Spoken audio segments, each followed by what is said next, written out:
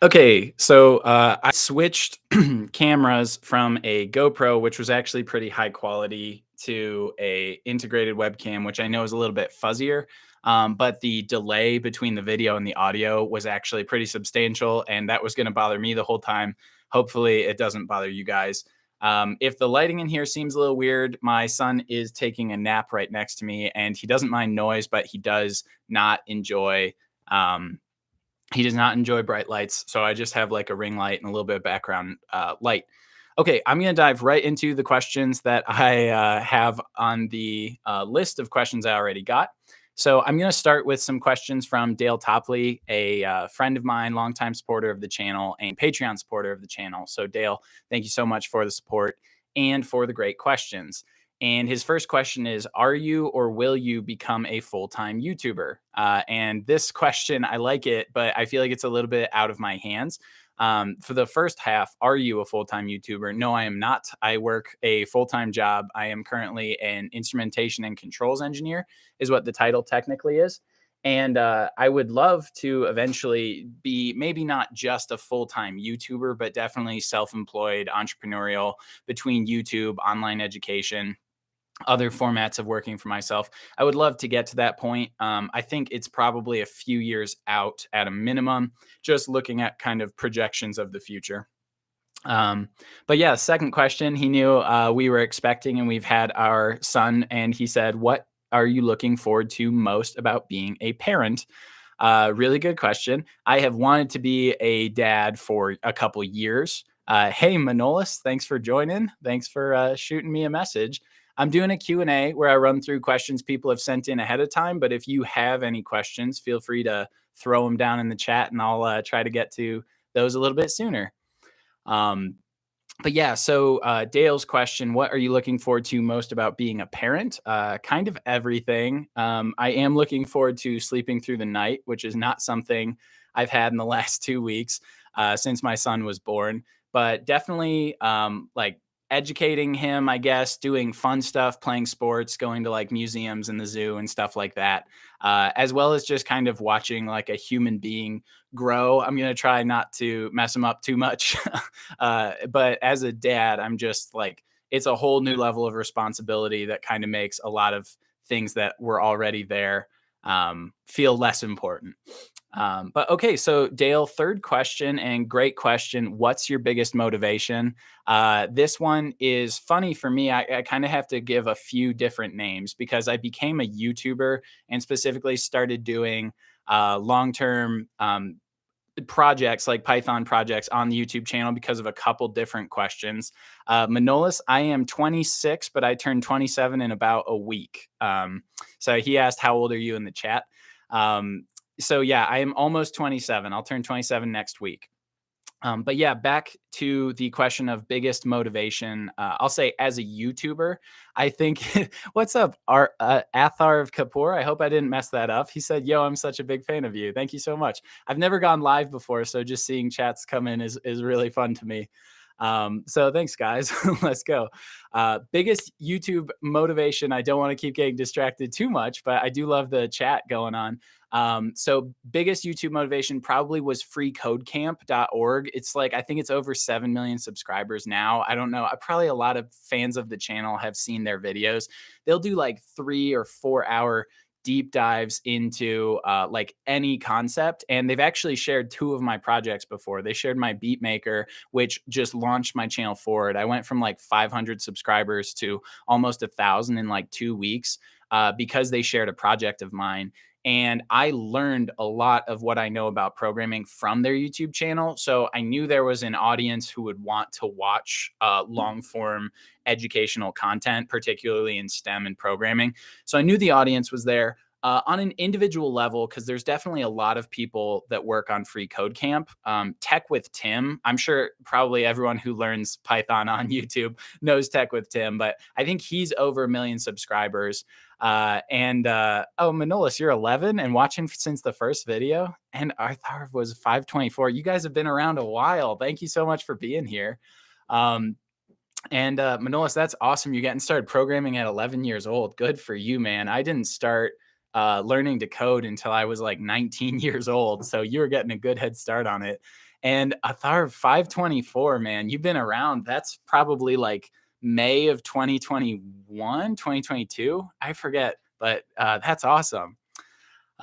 So yeah, there's also a few individuals that like I really love them on YouTube, but I don't think what I'm trying to do lines up too well with them. Like Mark Rober, William Osmond. There's some of the like funny science YouTube channels that I think are awesome. I made like a table saw video and a circle drawing video that I thought would be funny. And I thought they'd be in that kind of like funny science niche. But I think I've built a pretty good community around fun programming tutorials, and we've definitely mixed in some Arduino and stuff. Um, so yeah, I think those are probably the biggest YouTube motivations.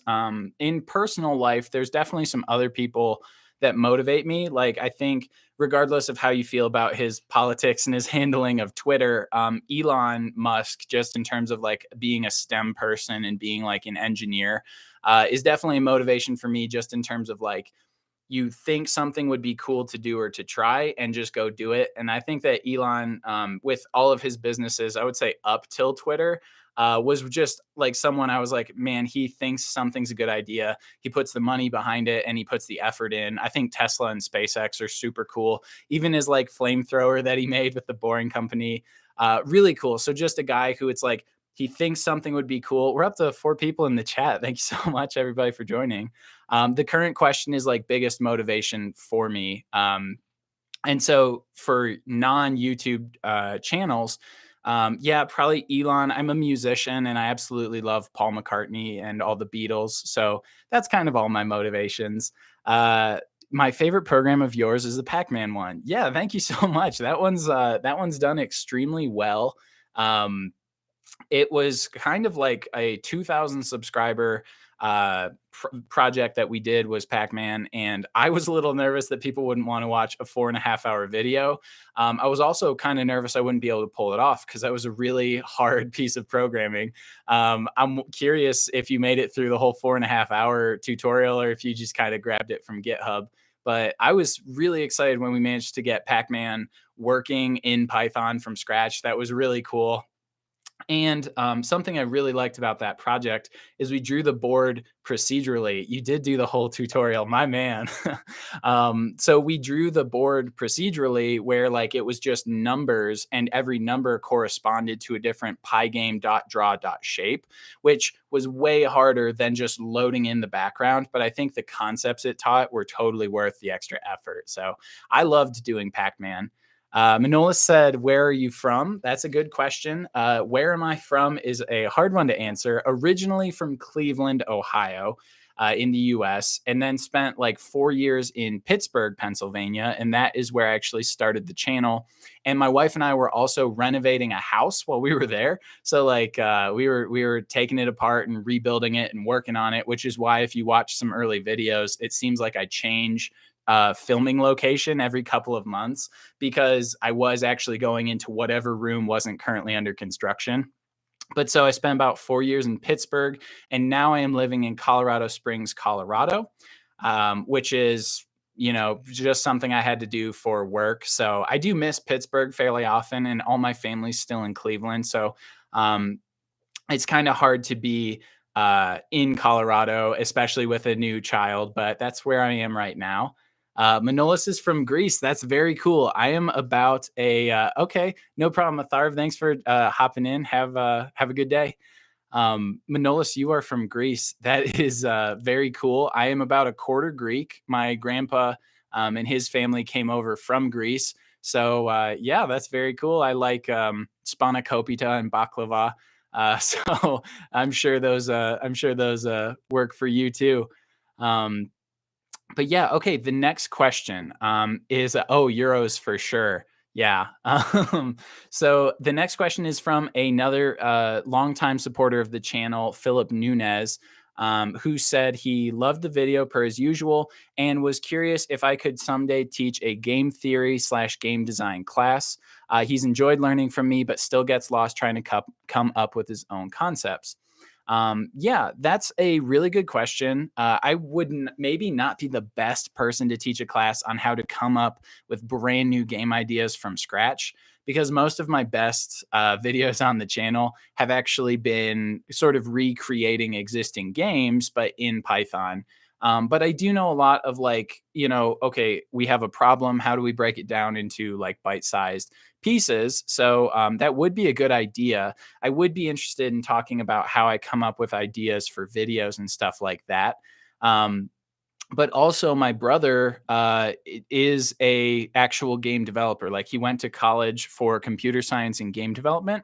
I went to school for engineering. So a cool idea for a video might be if I could get my brother on and chat with him about how he comes up with ideas and how he actually goes about procedurally making them. And then I can talk about sort of from a programmer standpoint how to do the same thing. So yeah, I think that would be cool. It's a good idea, and thank you for the question, Philip. The next one's pretty technical, but I like it, from Sarah. And she said, in your opinion, between mechatronics and controls, what is the wiser choice in terms of income, job market, and continuing education? So I really like this question. I am pretty into the weeds on the different niche fields of engineering. And so she is talking about mechatronics, which is basically what it sounds like. It's a combination of mechanical engineering with electronics. The most like consumer facing product that you would think of would be like Arduinos and Raspberry Pis. But this also refers to robotics and controls and automation engineering, which is what I actually do currently. Um, Between those two, your education is going to look very similar on the things you learn. I would say the biggest difference is in industrial controls and automation. It might it might be a little less glamorous, the work. You might not be on like the cutting edge companies as much because mechatronics tends to deal with robotics. A lot of times the companies are more R&D type work, and controls and automation can deal with a lot of factories and industry, which maybe doesn't sound as cool or enticing. But I will say, I actually think for income and job market, controls and automation might be easier to get into because fewer people have those skills and fewer people are applying for those jobs. Because if Boston Dynamics says something like they need a mechatronics engineer, everyone who is vaguely qualified for mechatronics is going to apply for a Boston Dynamics job. But there are some cool companies out there. Tesla has a ton of listings for automation and controls, and they don't have enough people with those skills. And then continuing education, you can really do whatever continuous education you want from either of those fields. So Manolis asked, what can I do if I want to go to Harvard? That is a great question. I did not go to Harvard. I went to a pretty good school in Cleveland called Case Western Reserve University. I do think that in general, best thing I can say, places like elite universities look for is not just great grades. That is important. Doing really well in school is important, but your side projects and your extracurriculars. So, sports, community service, also like being engaged in additional clubs. It seems to me like the top tier universities, I think in the Europe, in the UK, in the US, they all seem to have in common. They want really well rounded people. Um, I didn't apply to any Ivy Leagues. I was pretty excited to go to the school I went to. It was great for science. But if you want to go to Harvard, okay, chess in a chess club, that's a great start. I would say probably, I don't actually know because you're from Greece. I don't know what international, I don't know what sort of like changes for international applicants, but where I went to school, almost half the school was international. So I assume that might actually help you because it would be cool to say like, oh, we have students from Greece. Um, but yeah, I would say just education is super important. Getting good grades is really important. So don't forget about that part of it. But being well rounded, sports, hobbies, clubs, side projects. If you're programming, you could build some games and stuff, or start a YouTube channel, or have a game that you could also include in your application to sort of let people know how well rounded you are. So that would be my advice for that one. Okay, the next question, I'm only answering this because he's my brother and he's a dingus, but Southpaw Development asked on the YouTube poll where I asked for questions, will you ever forgive yourself? which is pretty open ended. And I don't know what specifically he's referring to. I'm at peace with most of the things I've done in my life, but when he was a little kid, I'm his older brother. I was kind of mean to him. So maybe what my brother meant when he asked that question is, will I ever forgive myself for being mean to my younger brother? Sorry, George. I should not have been mean to you if that's what you're looking for. Okay. All right. The next question is from Mustafa Khan. And he said, have you thought of making your own website where you teach programming for free? That would be so cool. Yes, I have thought about it. I really want to do it. It is a lot of work to get a website up and running. I would love to do programming courses. I would love to do a free online education platform. I own the domain LeMasterTechnology.com. So when I'm ready to fill out a website and put that work in, I can do it, but it's going to take me a little bit of time because I'm pretty new to web development. Most of the programming I've done has been just desktop based. My wife actually runs a blog and a website pretty well, so she'll probably help me set up the website. But yes, I have thought about a website. I have a domain. I want to get to that in the next few months or next year or so, but it's probably still a little ways off. Okay. Jorn Salveson said, I was following and made the drum machine in Python using Pygame. So, yes, I really like that project. That was like May, a year and a half ago. I made a drum machine beat maker in Python using Pygame. And he says, I noticed you used a lot of methods, but no classes. Was there any particular reason for not using classes? I was thinking maybe classes would have made the code better. You are completely right. One thing about learning to program and making content at the same time is that you're getting better at programming every time you do a new project. So if I go and I watch some of my really early projects, a lot of them are still cool, and I'm glad that I made them. I have no regrets about releasing the beatmaker when I did, but I was not nearly as good with classes and even like sprites and other features available to you in Pygame as I am now. So there were a lot of mistakes, I would say, not really mistakes because the code worked, right? But there were a lot of things that I could have done much better in that program. I think you're absolutely right. Classes for the different like buttons and beats would have been one very good way to make it a lot smoother. It's funny, Free Code Camp actually shared that project on their channel, and a lot of the comments I've been skimming through, a lot of the comments over time are like, hey, this project's really cool, but the code is not super Pythonic. So they're right. It's not super Pythonic. I've been getting a little bit more familiar with what that means as I've kind of been programming more. So I noticed my uncle was in Harvard. Nice. Congratulations. I do not know a single person who went to Harvard. I watched a few of their online programming courses because it was really useful as a self-taught programmer to see what they're actually teaching in CS50. So I think Harvard's a brilliant school. My older brother, lived in Boston for a few years, got to see the campus, and it's really cool. Yeah, if Harvard's your dream, man, go for it. There are a lot of really good universities, even in Massachusetts. There's MIT. There's a lot of really good universities. So I would say too, if Harvard doesn't work out, don't get discouraged because there's so many great places to learn education and technology and STEM and programming. And I mean, if you're 11 and starting to think about college right now, I think you're going to be just fine, my man. Okay.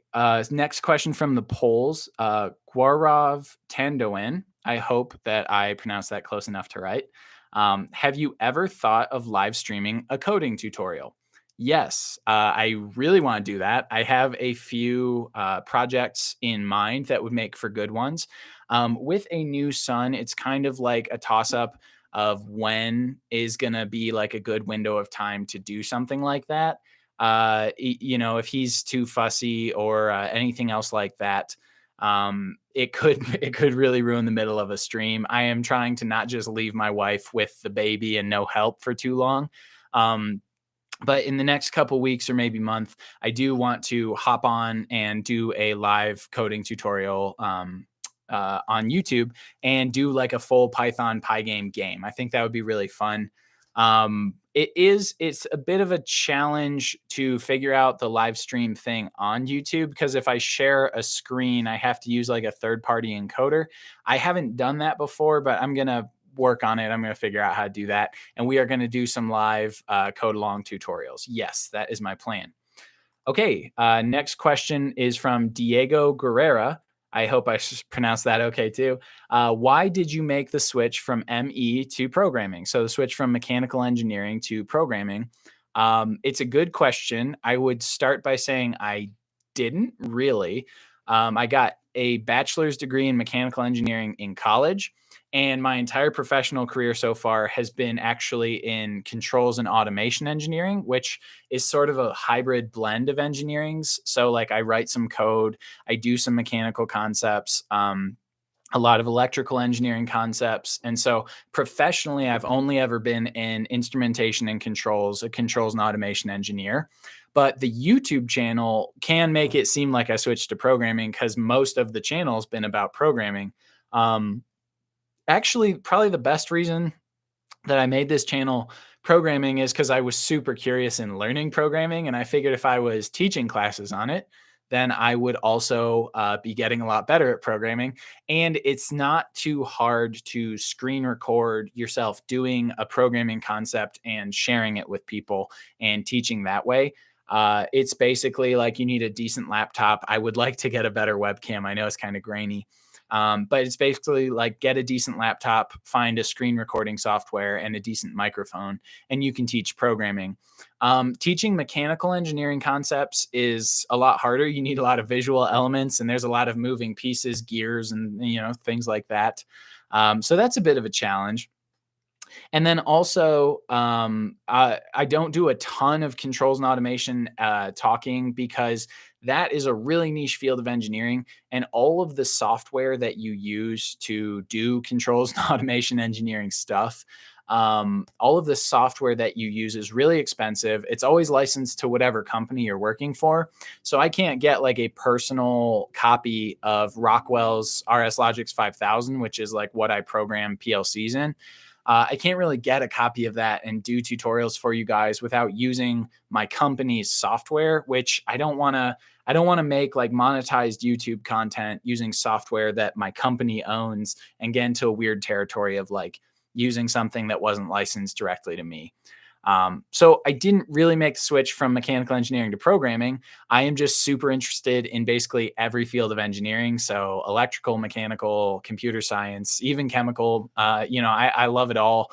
And so I'm just trying to learn everything. That's why the YouTube channel kind of goes all over the place sometimes, because if I'm interested in it, I'll make a video in it. And sometimes the videos don't do super well because I dive a little out of the norm for my channel. But I've got to make videos that keep me engaged and keep me interested. So, yeah, that is hopefully a good answer to that one. The next one is from Ismail Ibrahim, and he comments on a lot of things. So, thank you for the continued support, Ismail. I hope I pronounced that okay. I have a question regarding working in the automation field. My question is, can you work in the automation field with just a computer science degree and some knowledge of PLC programming and electronics? My short answer would be yeah, definitely. A computer science degree will make you plenty good at the programming side of things. And most companies who are looking for automation and controls are actually worried that their people won't be good enough at the software side of things. And in general, learning the electrical and mechanical side of things on the job is totally doable. Now, that doesn't mean that every person who has a job listing for controls and automation will hire someone with a computer science degree. But if you're really interested in getting into this field and you're willing to apply to a few places, I think that's a great resume to start with. It is a little more challenging if you have like 5 to 10 years of industry experience in a different industry, and then you're trying to jump ship and get into controls and automation with a computer science degree. The question might come up like, why are you changing careers at this point? But if you have a good answer to that, I don't see that being a problem either. So yeah, I hope that helps. Excuse me. Manolis asks from the chat, can you do a tutorial with Python making a chat bot? Yes, I could do a tutorial with Python making a chatbot. That would be interesting. I know with like AI and ChatGPT, chatbots are sort of all the rage right now. I have actually seen on YouTube a couple decent tutorials on that. I am not super familiar with using like OpenAI's API or anything. I don't think I would wanna do, like, a manual create, like, a large language model or anything like that, but it could be interesting to just do a quick, video on, like, how to use that API. I would just candidly, I would have to do a lot of homework first and figure out sort of how to interface with that. Um, I know that OpenAI's ChatGPT isn't the only large language model. It's not the only chatbot. So that's something I would have to do some self-educating on before making a video on. But that's an interesting concept. Chatbots are all the rage right now. So if you wanted to hop on the bandwagon, get some hopefully some views and some new subscribers, then that might be a great project.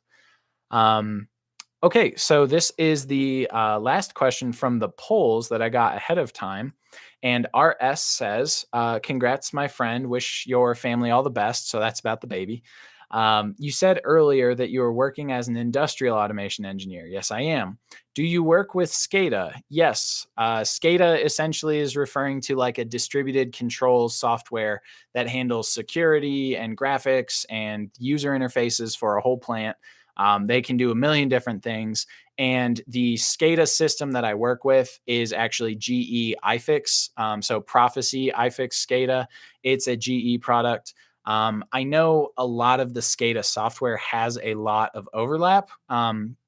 He then says, in particular with InTouch SCADA, and if so, can you make videos on how to work with it? So InTouch, I believe, is the SCADA product from Intolution or maybe Aviva, Wonderware. I have worked with Wonderware. I have worked with their PLCs and their HMIs. I haven't done a ton with InTouch SCADA, but there's a lot of overlap from SCADA to SCADA. I talked about this a little bit ago when I was talking about the automation field. It would be hard for me to make videos on how to work with it purely because it's really hard for me to get a personal license of these softwares. Um, they're typically only licensed to companies. They're very expensive. So to get a personal copy of one, I would either have to use a version that was licensed to a company or I would have to spend a lot of money. And the YouTube channel is not making thousands of dollars. So I can't spend thousands of dollars on buying these softwares to do these sort of niche tutorials. I would love to do more controls and automation education because it's a cool field of engineering. And of all the things that I could talk about, it's probably the one I'm the most qualified to teach on, even more than Python, honestly. But again, it's really hard to do in-depth controls and automation tutorials because almost all the good software is behind a paywall. There are a few like Automation Direct and I think Beckoff where you can get the like base programming software maybe for free or for very cheap. So I might use those to try to teach some generic like PLC programming education stuff. But specific to InTouch SCADA, I would love to teach on some of these products, but that's going to be a pretty big challenge. Um, Okay, so that is all the questions I got from the polls. I am back from having a newborn, I guess, back to posting regularly, back to doing projects. I promise I'm going to work on getting a decent webcam figured out because I know this footage is kind of grainy. Thank you so much to the guys who called in and chatted, Tharv and Manolis specifically, all the great questions and comments. And oop, I knocked a headphone jack out. Okay, sorry about that. But thank you so much to everyone who called in. If you're watching this in the future, thank you so much for watching the video and supporting the channel. I don't know how frequently I'll do live events versus just my normally recorded videos. I know I have a ton of international audience. I can see that in the demographics. And so calling in at noon, my time zone in the Western US is probably middle of the night for a good chunk of my audience. But we'll see. I enjoy going live. It's very fun having the live back and forth. chat that we had here today. So thank you so much, everyone who is watching live, watching in the future. Thank you, everyone who submitted questions. I hope you enjoyed the answers to the questions. As always, any comments on any of my videos, and I will try to get back to you guys as soon as I possibly can. Thank you so much for watching. And until next time, good luck with any projects you're working on. And yeah, see you next time. Bye.